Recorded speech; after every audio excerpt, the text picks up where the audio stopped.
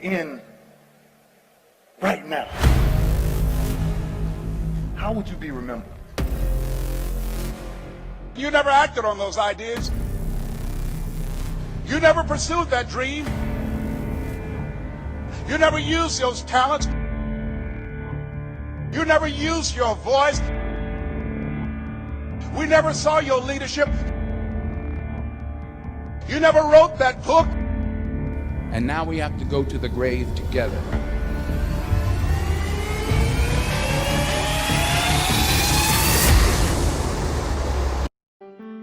Humans clearly have trouble thinking about death. This trouble is often used to explain behaviors like not wanting to write a will or buying life insurance.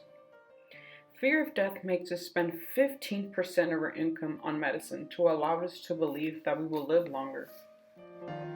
If you go to the CDC website, you can see how death rate, the decline in mortality has changed over time, and we see that the life expectancy has been increasing.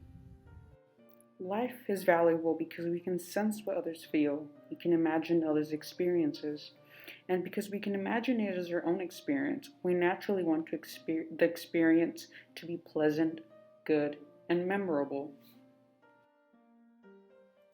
Living in a society that values purpose, sense, philosophy, family, and worthiness is what makes us fear death so much. Death is often overlooked feared in modern Western societies. Lifestyle modification and advanced medical research have depersonalized death and made it an invasion of life rather than part of life. This has left many individuals unable to cope with death as it affects their lives. Ever come across the idea of death? Are you afraid of death? What does it mean to fear death? What comes to mind when you think about death? Dark, gloomy, scary? The end of a living life? Fear is a human emotion that impacts the way we live and view our life. It's a fundamental function of survival that allows us to respond to danger. Fear is an emotional reaction caused by perceived danger that includes a change in our brain as well as our actions. In our own skin, fear will cause us to run away or to freeze. In our current society, we make emotions to be feared in the sense of becoming more conscious of our own death, making us feel like we must do something to fulfill life's intentional purpose.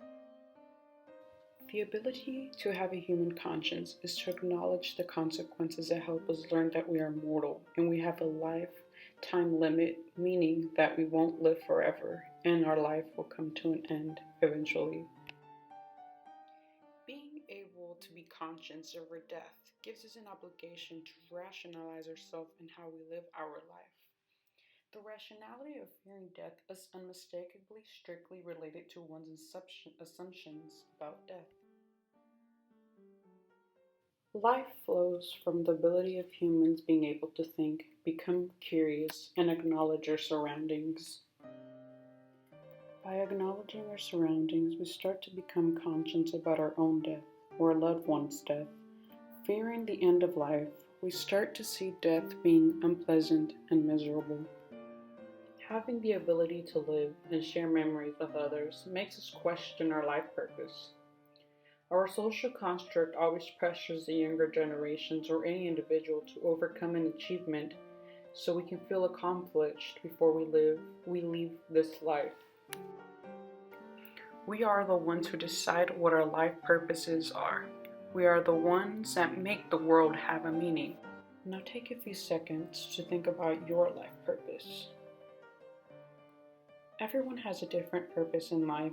It can consist of empowering others, teaching, solving problems, leaving the world off to a better place, or having a family. As you may notice, majority of our life purposes consist of having or leaving a judgment that makes us worry about society.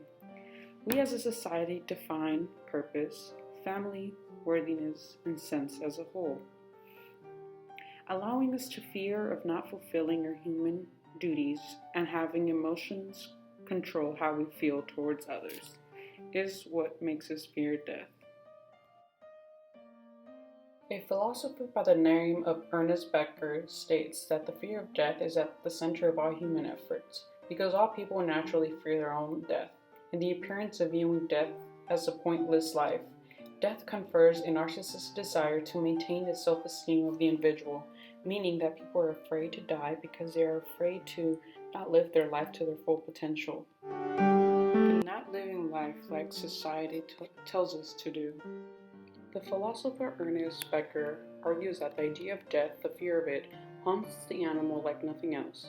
It is the mainspring of human activity, an activity designed largely to avoid the fatality of death, to overcome it by denying it in some way that it is the final destiny for man. In society, the family performs many important roles. It socializes children, providing their members with an emotional and practical support. It helps control our sexual activity and sexual reproduction and provides a social identity for its members, which go along with a life purpose and why we continue to reproduce. Humans are social beings, meaning that we create the idea of society and our relationship with other humans and add meaning to our lives. Having the conscience and acknowledging no longer living in life makes death a scary place. This is why many living things protect the young and reproduce to create a legacy. Leaving a legacy behind will allow you to have somebody to cherish your memories and continue to keep your memories alive, and your future generations to continue to go.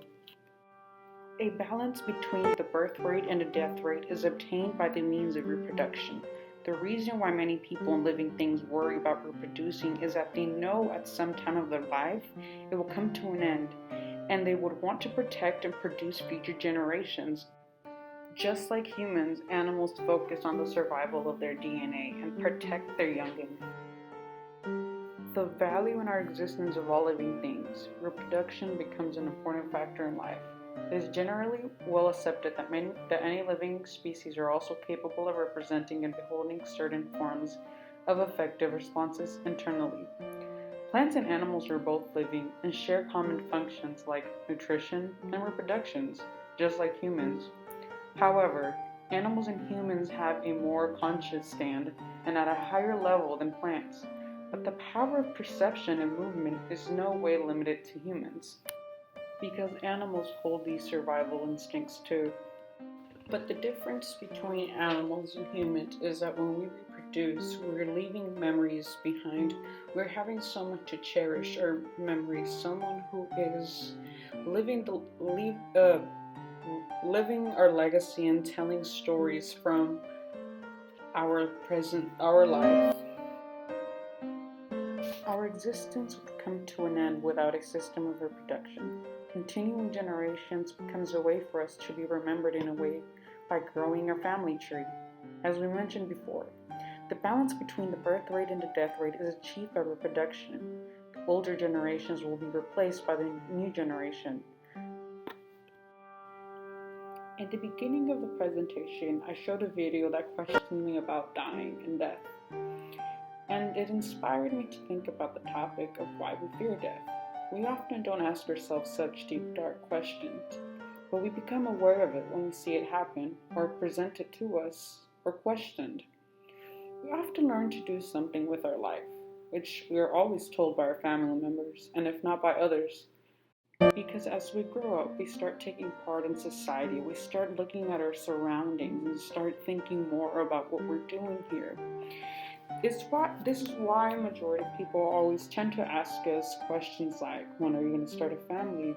When are you going to graduate? What are you doing with your life? Together as a society, we want to take part of life, allowing us to feel like we did something before we leave the world. Our consciousness leads us to question how we live.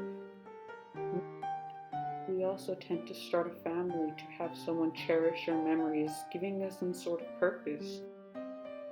Everyone's meaning of life is different. We all have a different purpose of life.